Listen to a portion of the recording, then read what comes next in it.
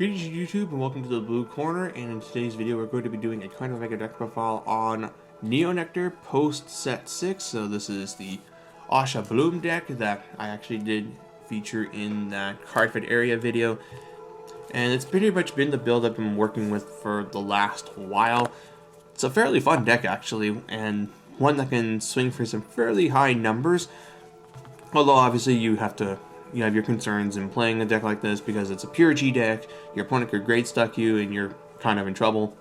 You also have no early game, so paladins are really difficult to deal with unless you happen to have a decent hand to block their shenanigans. And then obviously you got Link Joker. But those things aside though, this thing can be legitimately scary once it gets rolling, as by the time you're on your second and third stride, your columns should be swinging for an extra 30 to 40,000. In addition, you have that Primavera play that can come out of nowhere and kill your opponent because they've never played against a deck like this that often.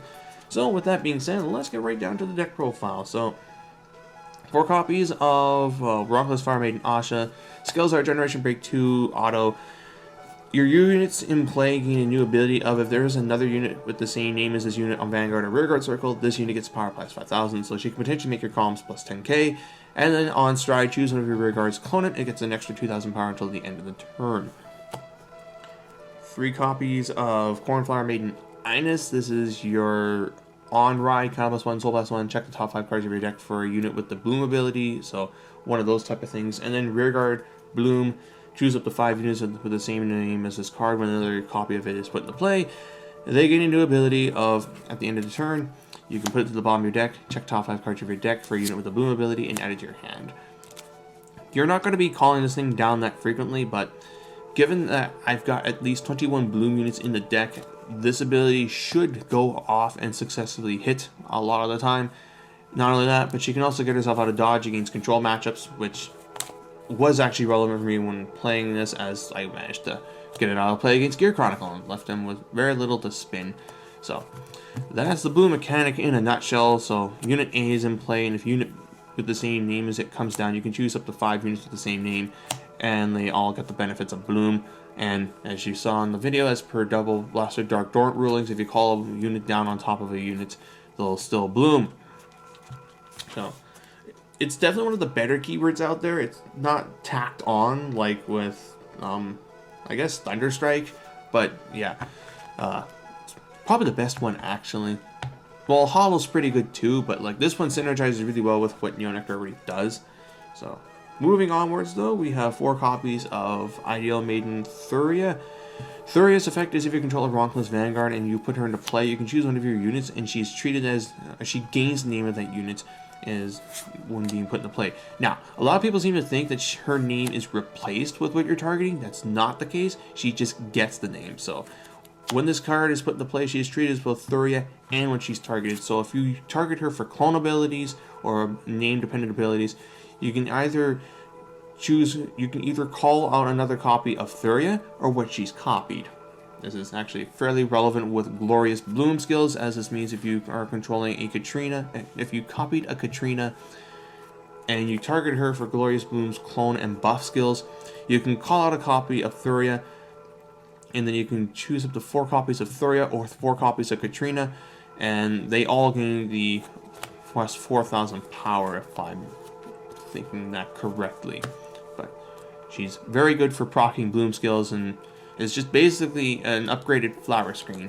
And her second effect is during the beginning of your main phase, you can choose one normal unit in your drop zone with the same name that this unit has, so either Turia or what she's copied, shuffle into the deck and bounce to the hand. That way you can just call it down again and proc more Bloom skills. 4 copies of Greenshot Elf. Skill is Bloom, choose up to 5 units with the same name as yourself, and they all gain the ability to get an extra 2k power, and you get the boost ability. So the thing to note about these Bloom skills is they are not restricted to once per turn. So if you happen to have multiple copies of these in play, you can just call Bloom. This is now a 22k line with a boost ability. Call, this procs again, so this is now 26. This is 12. Call, this procs this again, and they get bigger and bigger and bigger. Wait, no, that's not 26. No, it would be, this would bloom twice, this would bloom twice. If I called this thing down, this would bloom again and again. So yeah, as you can see, your units can get really big really fast if you're able to set it up properly. And with Flower Screen, I have a fairly good chance of doing so, as she can shuffle a normal unit into the drop zone and into the deck to copy a name of another unit in play, thus she can receive the benefits of your bloom skills and your other required named units in play.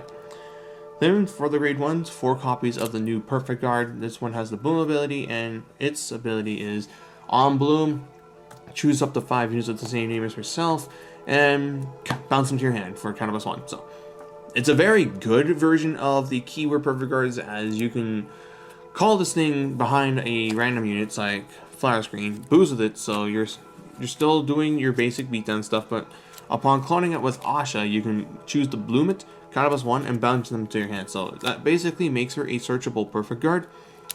So between Asha and Ines, you have a fairly good chance of having multiple PGs after your couple of turns. So that makes her, in my opinion, the better Perfect Guard choice for this deck.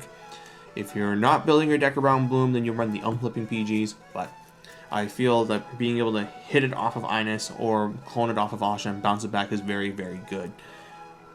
4 copies of the Stride Assist, 4 copies of Katrina, so we all should know about her Bloom skill at this point. That video kind of illustrated how strong this thing gets. Choose up to 5 units with the same name as herself, and then gain 2,000 power until end of turn.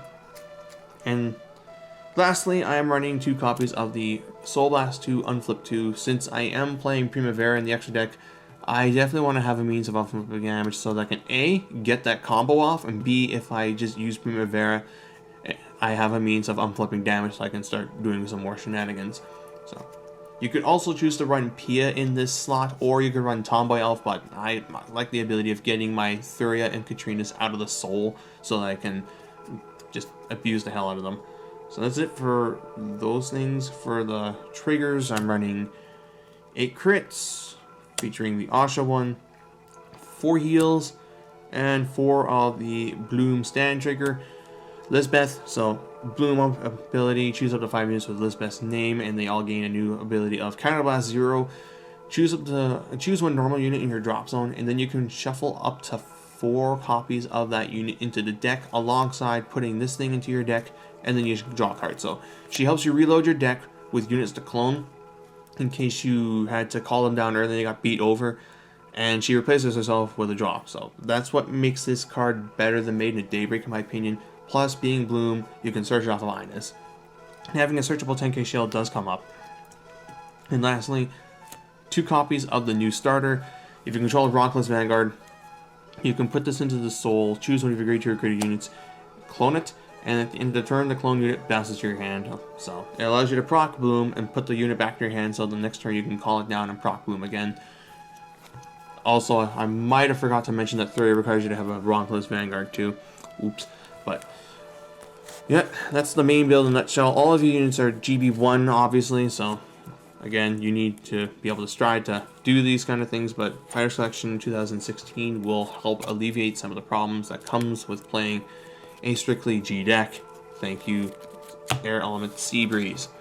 So that being said, let's get on to the extra deck. So for the strides, running 4 copies of Dream Spinning Rockless Asha. Skills are G-Flip, Persona Flip actually. Choose one of your units, and if you have 2 or more units with the same name as that card, your front row gains a power 5000 boost. And then if the number of G units and face-up units in your G-Zone are 2 or more, you can also clone a card and give it 2000 power. That effect's not going to come up very frequently anymore, as you're just usually trying to stride this first, get the 5k buff to your front row so they're swinging for 21 minimum, and then have extra 2 or more copies of this in the G-Zone so that you can utilize your much stronger stride in Rockless and Glorious Bloom Asha, whose effect is Counterblast 1, Soul Blast 1, flip anything. If you have a heart card of Rockless in your card name, you choose one of your units and clone it, and then you choose up to 4 units with the same name as that targeted unit. And for every face-up copy of Dream Spinning Rockless Asha in your G-Zone, they get an extra 5000 power. So at minimum, you're probably going to be giving them plus 15,000. Then, if the unit you called out is the same name as the units on your Vanguard circle, I believe. Yeah, the same name as this unit on your rearguard, so Asha. Then she also gets a bonus critical. That doesn't come up that often, but it's still a nice pressure skill to have. So This is your main win con, where you're trying to just buff your units by 15 to 20k and swinging with massive columns. If your opponent survives that for 2 turns, then rip you, but generally speaking, if Glorious Bloom Asha is the card that will close out your games. If the first one doesn't kill them, the second one should. But as far as the deck, or rather the card that can let this deck just kill your opponent out of nowhere, there's obviously Primavera. I've already shown you guys just how silly this card is if you happen to have a Turia and a Katrina in your hand, and that's just the minimum setup. If you happen to have more of these in deck so you can clone with Asha, then you can hit for even bigger numbers. The 96k columns was just like the bare minimum. And lastly, 1 copy of Sacred Tree Dragon, Multivitamin Dragon. His ability is when your unit is placed on rearguard circle, choose up to 3 of your other units with the same name as that unit, and they get an extra 5,000 power until end of turn. This one's a bit trickier to get off in this deck, as it's basically saying if you happen to have multiple, at least 2 cards in play, and you happen to have 2 extra copies of the card in hand, then what will happen is when this new unit comes down, you choose the other 2 units and they gain 5k, and then if this unit comes down, you choose 3 cards and they also gain 5k. So you don't use Multivitamin Dragon that frequently, but it's still a card to run. If anything, I could probably cut this card out and run a copy of Pojo in here, or rather just a Cray Elemental in here so I can get the Pojo effect off, but I don't know why I would cut my main deck for Pojo, but it hasn't come up yet, but it's still a thing to have if you happen to have the appropriate hand. Anyway, so that's it for the deck itself. It's, again, fairly potent at what it wants to do. It's a much more consistent Neo Nectar deck than what you're usually used to seeing. It's just, again, you have to be able to get to the point where you can stride these things. But once you happen to get there and you're able to start utilizing your Rockless effects, then you can do a lot of crazy shenanigans. So that's the deck itself. Hope you guys enjoyed this. Until next time, this is Blue39, checking out.